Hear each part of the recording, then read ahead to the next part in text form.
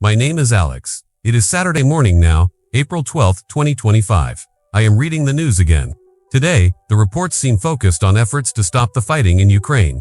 The articles describe diplomatic meetings happening right now, but the overall feeling is not very hopeful. One report says that a special envoy from the United States, named Steve Witkoff, is currently in Russia. He is therefore talks with Russian President Vladimir Putin, or at least his representatives. The article mentions this is Witkoff's third meeting trying to convince Russia the Kremlin to agree to a complete ceasefire in Ukraine. The report notes, grimly, that the war has now been going on for over 3 years. According to the article, the United States proposed a ceasefire deal about 4 weeks ago. Ukraine apparently accepted this American proposal, but the deal stalled. The report says Russia blocked it by demanding strict conditions. It also mentions that governments in Europe are accusing President Putin of deliberately delaying any real progress. There are growing doubts, the article says, about whether Putin genuinely wants to end the war. The report details some recent events and statements. Envoy Witkoff first met with Putin's envoy Kirill Dmitriev before potentially meeting Putin himself. Yesterday, Friday, US President Donald Trump apparently posted on his social media platform, Truth Social. He wrote that Russia must act to end the war, calling the conflict terrible and senseless. A State Department spokesperson named Tammy Bruce is also quoted. I pause for a second.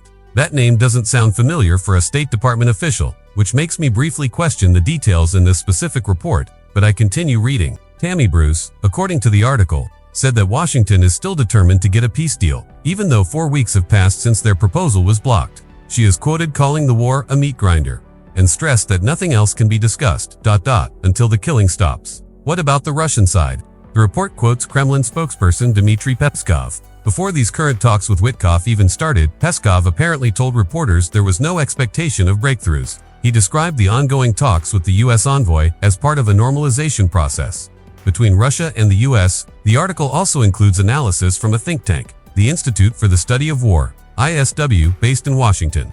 ISW assessed, just this past Thursday evening, that Russia seems to be using these direct talks with the U.S. simply as a way to delay real negotiations about ending the war in Ukraine.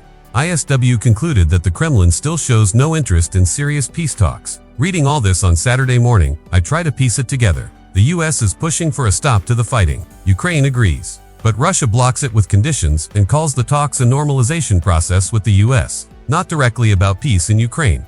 It feels confusing. Is this genuine diplomacy happening, as Peskov suggests with normalization? Or is the ISW assessment correct?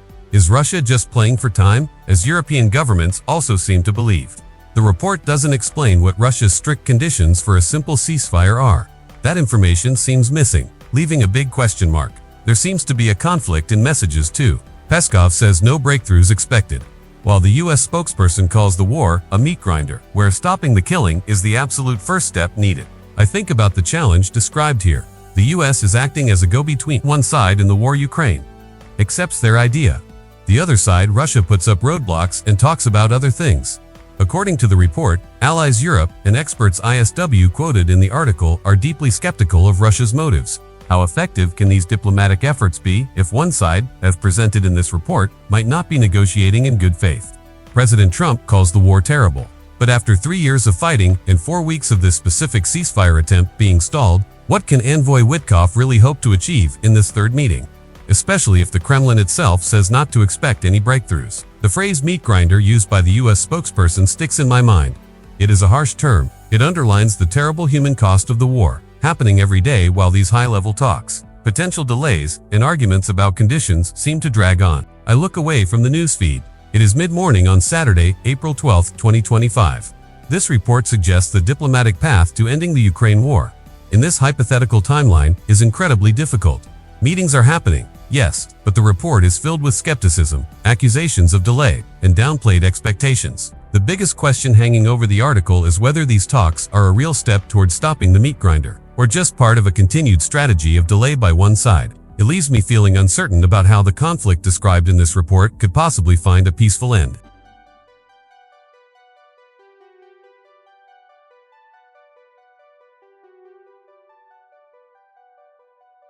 It is still Saturday, April 12, 2025. I am continuing to follow the international news described in these online reports. Today, the focus seems to shift slightly.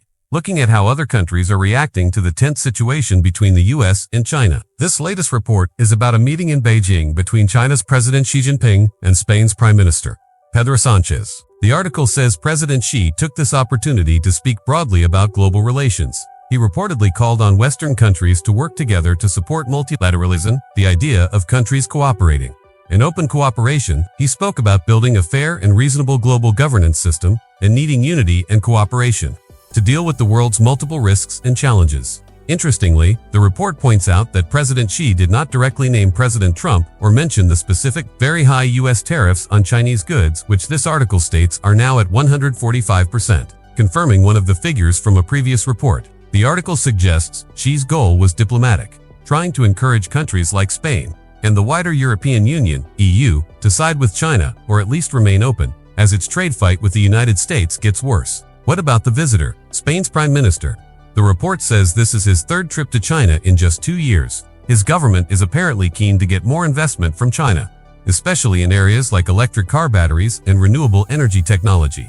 He was scheduled to meet Chinese business leaders too. After meeting President Xi, gave his view. He said Spain wants more balanced relations between the EU and China. He acknowledged that the EU and China have differences, which we have, but he stressed the need for negotiated solutions. He also called for more cooperation on issues where they agree. Importantly, stated very clearly, trade wars are not good. Nobody wins. He added that the world needs both the United States and China to talk. The report connects this meeting directly to the recent actions by the U.S. regarding tariffs. It says, tariffs announced last week and then paused by U.S. President Donald Trump could push the European Union to pursue more trade with China. I stop and think about that phrase, paused by U.S. President Donald Trump. The earlier reports described Trump increasing tariffs sharply on China, while perhaps only pausing or lowering them for other countries temporarily, setting them at 10%. So, maybe paused doesn't apply to China, or maybe the situation described in these reports is just confusing. Whatever the exact detail, the main point the article seems to make is that the U.S. actions might be unintentionally encouraging the EU to look towards China for trade. The report reminds readers that China is the world's third biggest consumer market, after the US and the EU itself, making it a very important economic partner. Reading this on Saturday, several thoughts come to mind. It seems like a strategic diplomatic dance is being described. While reportedly in a fierce trade conflict with the US based on previous reports, President Xi is using calm language about global cooperation when talking to a European leader. Is this a genuine belief in multilateralism, or is it a calculated move to gain advantage, find allies, and put pressure on the US and Prime Minister, representing Spain and perhaps reflecting wider European views, seems to be walking a careful line. He wants Chinese investment and talks about balance in negotiation. He clearly dislikes the idea of a trade war and wants the two giants, the US and China, to resolve their issues through dialogue. It sounds like Europe doesn't want to be forced into choosing one side over the other. They want to maintain their relationship with China, especially economically, even while being a traditional ally of the US and having their own disagreements with Beijing. The report strongly suggests that President Trump's aggressive tariff strategy, as described in these articles, might be having an unintended effect. Pushing the EU closer to China, at least economically, was that the goal? Probably not. It shows how actions in one area can have unexpected consequences elsewhere, and call for the US and China to talk sounds like common sense.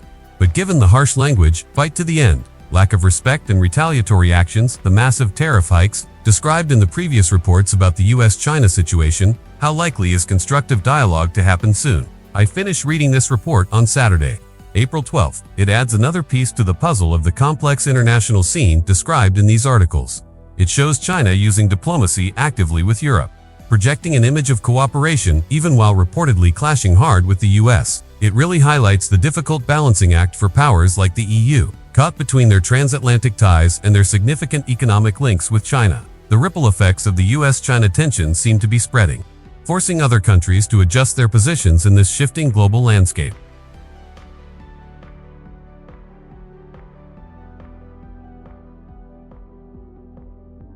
It is Saturday afternoon now, April 12, 2025. I am still trying to understand the complex world situation described in these news reports. This latest article focuses on Ukraine's allies in Europe. They seem to be making big promises of military support, but there are also clear signs of worry in shifting relationships. The main news is about money and weapons. The report says that Ukraine's supporters held a big meeting yesterday, Friday, in Brussels, at NATO headquarters. At this meeting, they promised a record amount of new military aid for Kyiv, 21 billion euros in total. That is a huge number. The report mentions large chunks of this. 4.5 billion pounds committed by the United Kingdom for this year, and another 11 billion euros pledged by Germany. Why so much aid now? Germany's defense minister, Boris Pistorius, is quoted giving a blunt reason. He apparently warned on Friday that peace in Ukraine is out of reach in the immediate future. He said the aid is necessary to show Russia that Ukraine is able to go on fighting, and we will support it. It sounds like they believe the war will continue for some time, but there is another important detail about this meeting. The report says it was hosted by Germany and the UK, because the United States abandoned its leadership of the group after President Donald Trump returned to the White House. This sounds like a major change. The US was still present. In a way, US Defense Secretary Pete Hegseth, I recognize his name. He is often associated with Trump, joined the meeting through a video link, and Ukraine's defense minister, Rustem Umerov, insisted that America is still seen as a prime partner. However, the article clearly states there was broader concern at the meeting about the future role of the US in protecting Europe. Germany's Pistorius stressed that Europe needs to look on our own at what we can do and take on more responsibility as Europeans together with the UK. So, while Europe is sending weapons, what about the efforts to stop the fighting? The report confirms that the Trump administration is still trying to get Russia to agree to a ceasefire. President Trump has promised he wants to end the war quickly. US envoy Steve Witkoff was sent to Moscow yesterday Friday for talks, though the report says it is not clear if he will meet President Putin directly. Ukraine's defense minister hopes to get an update from that meeting soon. But the report also repeats that Russia has refused the US ceasefire proposal, the one Ukraine agreed to a month ago. Russia keeps attacking Ukraine and reportedly launched a major spring offensive. The UK Defense Secretary, John Healey, is quoted accusing Putin of continuing to drag his feet and delay negotiations. Healey pointed out that Putin talks about peace, but his forces continue to fire on Ukraine, military and civilian targets alike. There is another interesting development mentioned.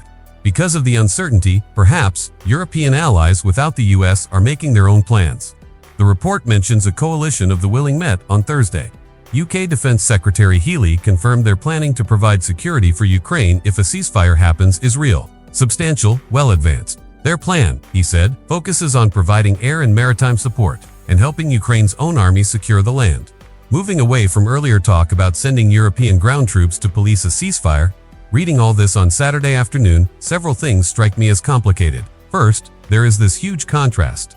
European allies are pledging record amounts of weapons for Ukraine to continue fighting a long war, while at the same time, US diplomats are trying to negotiate a ceasefire that Russia seems to be blocking. Does sending more weapons help the peace talks by making Ukraine stronger? Or does it signal that the allies do not really expect the talks to succeed anytime soon? Second, the description of the US role is confusing. The report says the US abandoned leadership of the aid group, which sounds like stepping back. But the US Defense Secretary still participated remotely, and a US envoy is actively trying to negotiate a ceasefire. It feels like the US, in this reported scenario, is trying to be involved, but perhaps not in the leading, coordinating way it was before. This leads to the third point, Europe stepping up. Pistorius's call for more European responsibility, Germany and the UK hosting the aid meeting, and the planning by a coalition of the willing without the US. All these details in the report suggest Europe is seriously preparing for a future with less American leadership or involvement in its security. It seems the shift in the White House described here is forcing European countries to rely more on themselves. But can they effectively manage Ukraine's defense and potential future peacekeeping without strong US participation? That remains a big question based on this report. Finally, the accusations against Putin for delaying talks while continuing attacks make the whole diplomatic effort seem very fragile. I finish reading. This report from Saturday, April 12th, paints a picture of European allies showing strong resolve with military aid for Ukraine, but also grappling with deep uncertainty about the United States' future role. The combination of record weapons, pledges, and troubled ceasefire talks suggests a very difficult and uncertain path ahead for the war described in this hypothetical timeline. It feels like a moment of significant change in international security dynamics.